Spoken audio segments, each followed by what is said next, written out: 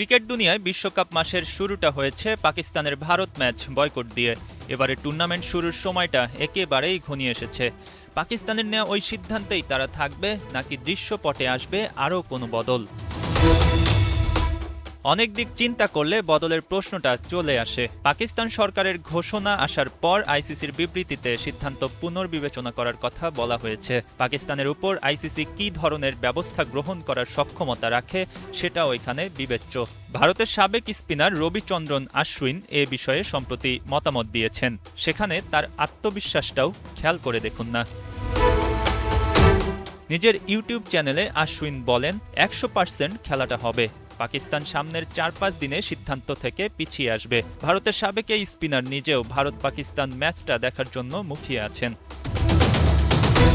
পাকিস্তান সহ আইসিসির বাকি সদস্যদের ফাইন্যান্সিয়াল লস নিয়ে কথা বলেছেন আশ্বিন। তিনি মনে করেন বোর্ডগুলো আইসিসিকে যে বলবে তারা পাকিস্তানের জন্য এই লস করেছে। ভারত পাকিস্তানের ম্যাচটি নিরপেক্ষ ভেন্যুতে অনুষ্ঠিত হবে, তাই ভেন্যু এখানে কোনো ইস্যু না বলে মনে করছেন আশ্বিন।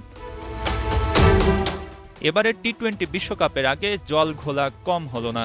যেখানে দলগুলোর পূর্ণাঙ্গ প্রস্তুতির খবর সামনে আসার কথা, সেখানেই কেবল আসছে নানা নাটকীয়তা। মোস্তাফিজুর রহমানকে আইপিএল থেকে বাদ দেয়া নিয়ে শুরু হয়েছিল বিতর্ক।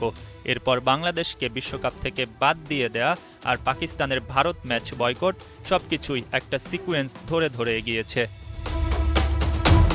প্রথমবার টি-20 বিশ্বকাপে ২০ দল অংশ নিচ্ছে।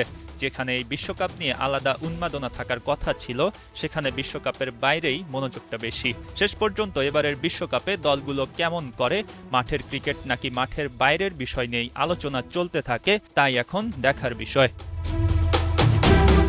মঈন হাসান, ৭১।